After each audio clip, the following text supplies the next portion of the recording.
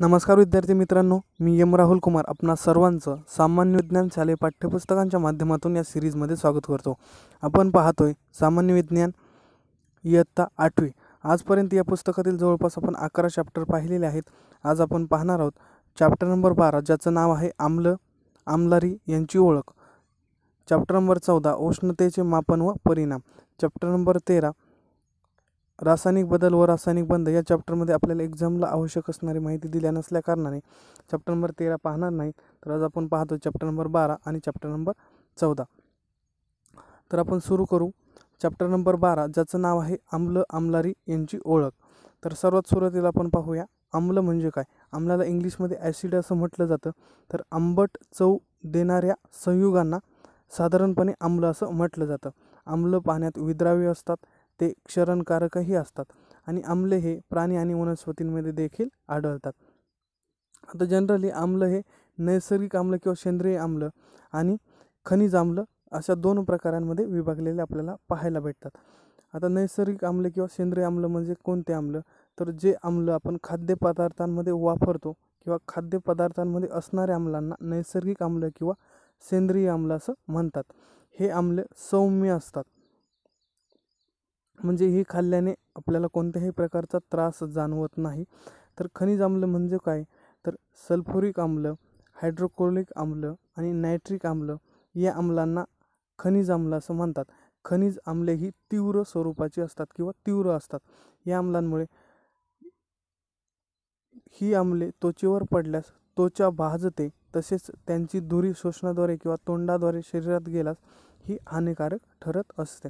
असे आम्ल आपण पाहिले, आम्लाचे दोन प्रकार पाहिले. आता आपण इंडिकेटर पाहूया, दर्शक. आता आम्ल किंवा आम्लारी ओळखायचे कसे, तर त्यासाठी आपल्याला दर्शक किंवा इंडिकेटर मदत करत असतात. दर्शक म्हणजे काय, तर आम्ल किंवा आम्लारीच्या संपर्काने स्वतःचा रंग बदलतात, त्यांना दर्शक किंवा इंडिकेटर असं म्हटलं जातं. तर आता कोणते कोणते दर्शक आहेत किंवा इंडिकेटर आहेत, त्यामध्ये लिटमस आहे, नंतर फेनॉल्फ्थेलिन आहे, मिथिल ऑरेंज आहे, मिथिल रेड आहे. हे दर्शक आपण आम्ल किंवा आम्लारी ओळखण्यासाठी वापरतो. तर लिटमस हे दर्शक लायकेन म्हणजे दगडफूल नावाच्या वनस्पतीच्या अर्कापासून तयार केलं जातं आणि जनरली लिटमस हे तांबड्या किंवा निळ्या रंगाचं असतं.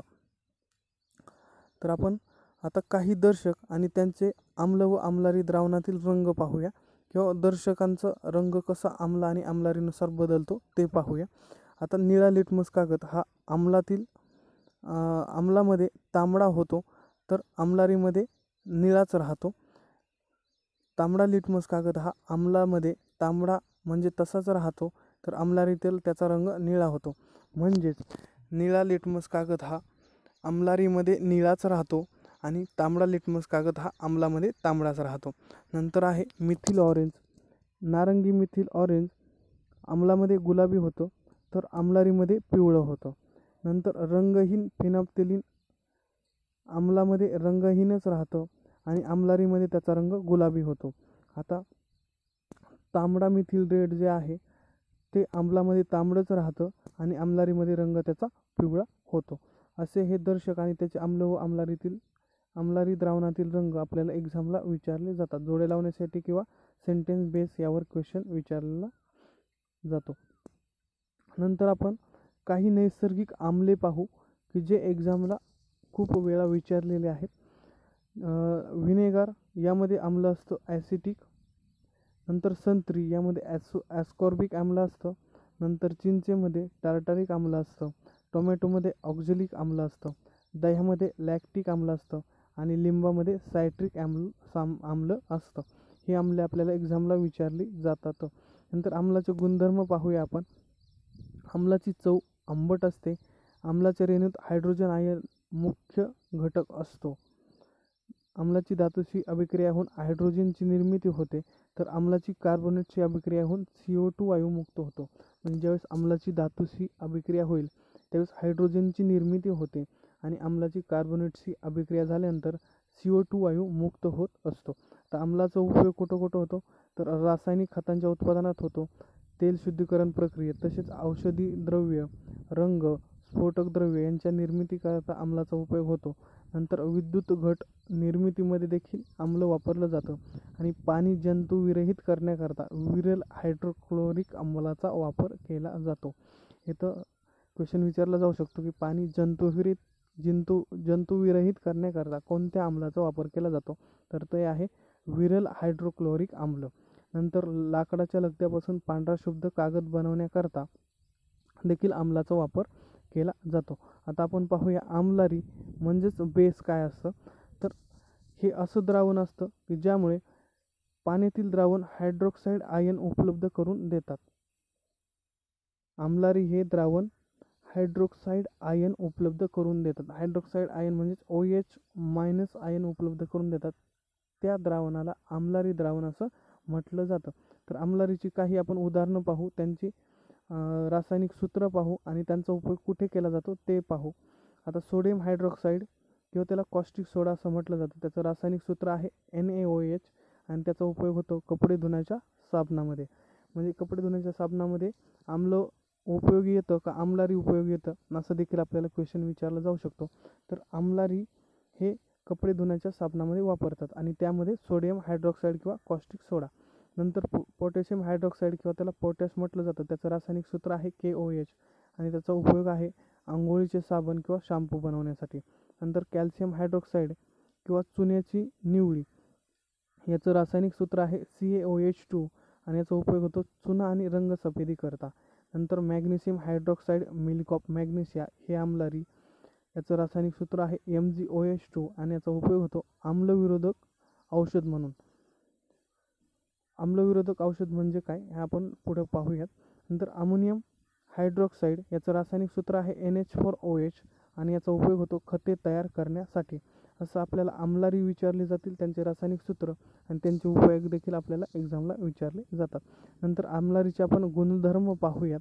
आम्लारीची चव सर्वसाधारणपणे कडवट असते, त्यांचा स्पर्श बुळबुळीत असतो म्हणजे ते मऊ असतात. आम्लारीमध्ये हायड्रॉक्साईड आयन OH हा मुख्य घटक असतो, OH- हा. तर सामान्यतः धातूंची ऑक्साईड आम्लारी धर्मी असतात. तिथं आपण पाहिलं होतं की आम्लाची धातूंबरोबर अभिक्रिया झाल्यानंतर हायड्रोजनची निर्मिती होते, तर कार्बोनेटची अभिक्रिया झाल्यानंतर CO2 वायुमुक्त होतो. तसंच आम्लारीमध्ये धातूंची ऑक्साईड ही आम्लारी धर्मी असतात. आता जठरात हायड्रोक्लोरिक आम्ल असतं, हे आपण आधीच्या लेक्चरमध्ये पाहिलेलं आहे. हायड्रोक्लोरिक आम्लामुळे अन्नपचन सुलभ होतं, पण ज्यावेळेस गरजेपेक्षा जास्त हायड्रोक्लोरिक आम्लाचं प्रमाण वाढतं त्यावेळेस अपचन होतं. तर यावर उपाय म्हणून आम्लारी धर्मी औषध दिलं जातं आणि ते आम्लारी धर्मी औषध म्हणजेच मिल्क ऑफ मॅग्नेशिया, त्याचं रासायनिक सूत्र आहे MgOH2. आपण इथं पाहिलं होतं की मिल्क ऑफ मॅग्नेशियाचा वापर हा आम्लविरोधक औषध म्हणून वापरला जातो. म्हणजे ज्यावेळेस आम्लाचं प्रमाण वाढतं त्यावेळेस मिल्क ऑफ मॅग्नेशिया या प्रकारचे आम्लारी दिलं जातं. इथं आपला हा चॅप्टर संपतोय. आता आपण चॅप्टर नंबर 14 पाहू. चॅप्टर नंबर 13मध्ये महत्त्वाची माहिती नसल्यामुळे तो पाहणार नाही. चॅप्टर नंबर 14 आहे उष्णतेचे मापन व परिणाम. आता आपल्याला माहीत आहे की उष्णतेमुळे द्रव्यांचे अवस्थांतर होतं, म्हणजे हा परिणाम आहे उष्णतेचा. तर अवस्थांतर होतं म्हणजे काय, जर उष्णता दिली तर वस्तूचे प्रसरण होतं व वस्तू थंड केल्यास तिचे आकुंचन होतं, म्हणजेच उष्णतेमुळे द्रव्याचे अवस्थांतर होत असतं. तर उष्णतेचे SI मधील एकक आहे जूल व CGS मधील एकक आहे कॅलरी. आता 1 कॅलरी म्हणजेच 4.18 जूल, ही व्हॅल्यू आपल्याला लक्षात ठेवली पाहिजे, एक्झामला विचारली जाईल. 1 कॅलरी म्हणजेच 4.18 जूल. तर 1 कॅलरी याची डेफिनेशन आपल्याला अशी करता येईल, 1 ग्राम पाण्याचे तापमान 1 डिग्री सेल्सिअसने वाढवण्यासाठी लागणारी जी काही ऊर्जा असेल तिला आपण 1 कॅलरी ऊर्जा असं म्हणू शकतो. तर यावर आपल्याला एक्झाममध्ये राज्यसेवामध्ये प्रॉब्लेम देखील विचारले जातात. त्यासाठी फॉर्म्युला आहे तापमान वाढीसाठी आवश्यक ऊर्जा कॅलरीमध्ये घ्यायची बरोबर पाण्याचे वस्तुमान ग्रॅममध्ये इंटू तापमान वाढ डिग्री सेल्सिअसमध्ये. हे प्रॉब्लेम व्यवस्थित करून घ्या, जे काही एक्झामला विचारले जाते. नंतर उष्णतेचे स्रोत म्हणजे सोर्स ऑफ हीट कोणते आहेत, सूर्य आहे, नंतर पृथ्वी आहे. आता तुम्हाला वाटेल की पृथ्वी कशी आहे, तर पृथ्वीच्या केंद्रातील तापमान हे अधिक असतं, त्यामुळे तो देखील उष्णतेचा स्रोत आहे. नंतर रासायनिक ऊर्जा, नंतर विद्युत ऊर्जा, नंतर अणुऊर्जा, नंतर हवा हे देखील उष्णतेचे आपल्याला स्रोत पाहायला भेटतात. नंतर आपण पाहूया तापमान. आता तापमान मोजण्यासाठी भरपूर एकक आहे, जसं की सेल्सिअस, डिग्री सेल्सिअस, नंतर फॅरेनहाइट, नंतर केल्विन हे एकके तापमान मोजण्यासाठी वापरले जातात. तर आता फॅरेनहाइट हे एकक थर्मोडायनामिक्समध्ये म्हणजेच उष्णताशास्त्रामध्ये वापरलं जातं. तर फॅरेनहाइट हे एकक वैद्यकशास्त्रामध्ये वापरलं जातं आणि डिग्री सेल्सिअस हे एकक दैनंदिन जीवनामध्ये किंवा दैनंदिन व्यवहारामध्ये वापरलं जातं. आता केल्विन कसं काढणार, तर kelvin is equal two degree celsius plus 273.15 एवढं जर यांची जर एकत्रित किंमत काढली, म्हणजे समजा आपल्याला 35 डिग्री सेल्सिअस दिलं आहे, तर त्याचं केल्विन कसं असेल, 35 degree celsius plus 273.15 is equal to जे येईल ते असेल केल्विन. नंतर आपण पुढं पाहूया तापमापी. तापमापीचा वापर आपण तापमान मोजण्यासाठी करतो. पूर्वी पारा हा तापमापीमध्ये भरलेला असायचा, परंतु पारा हा आपल्या शरीरासाठी हानिकारक आहे, त्यामुळे आता पाऱ्याऐवजी अल्कोहोल वापरलं जातं. नंतर आहे विशिष्ट उष्मा किंवा स्पेसिफिक हीट म्हणजे काय, ही कन्सेप्ट वारंवार डेफिनेशन आपल्याला एक्झामला विचारली जाते. तर आता पाहूया, एकक वस्तुमानाच्या पदार्थाचे तापमान एका अंशाने वाढवण्यासाठी लागणारी उष्णता म्हणजेच विशिष्ट उष्मा किंवा स्पेसिफिक हीट होय. आता स्पेसिफिक हीट ही इंग्रजी स्मॉल लेटर सी या चिन्हाने दर्शवतात. याचे SI मधील एकक आहे जूल पर kg डिग्री सेल्सिअस व CGS मधील एकक आहे कॅलरी पर ग्रॅम डिग्री सेल्सिअस.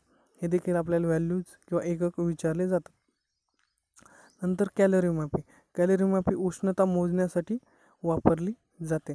या व्यतिरिक्त यामध्ये महत्त्वाचं नाही आहे. नंतर आपण पाहूया उष्णतेचे परिणाम कोणते कोणते असतात. आता आपण एक परिणाम वर पाहिला की अवस्थांतरण आणि दुसरा आहे आकुंचन किंवा प्रसरण पावणे. तर आपण प्रसरणाविषयी जास्त माहिती घेऊया.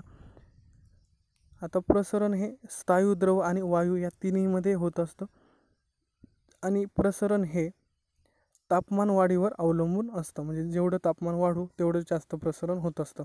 तर सुरुवातीला आपण पाहूया स्थायूचे प्रसरण, एक्सपान्शन ऑफ सॉलिड्स. त्यामध्ये पहिलं आहे एकरेषीय प्रसरण म्हणजेच लिनियर एक्सपान्शन. आता स्थायूचे एकरेषीय प्रसरण म्हणजे काय, तर तापमान वाढीमुळे तार किंवा सळईच्या रूपातील स्थायूच्या लांबीत होणारी वाढ. म्हणजे सळई असेल, तिला तापमान दिलं तर तिच्या लांबीत होणारी वाढ म्हणजे स्थायूचे एकरेषीय प्रसरण होय. नंतर आपण पाहूया स्थायूचे प्रतलीय प्रसरण म्हणजे काय. समजा आपण एखादा स्थायूचा पत्रा घेतला आणि त्याचे तापमान वाढवलं, त्या पत्र्याचे क्षेत्रफळ वाढते, यालाच स्थायूचे प्रतलीय प्रसरण असं म्हटलं जातं. नंतर आहे स्थायूचे घनीय प्रसरण, त्याला इंग्लिशमध्ये व्हॉल्युमेट्रिक एक्सपान्शन ऑफ सॉलिड्स असं म्हटलं जातं.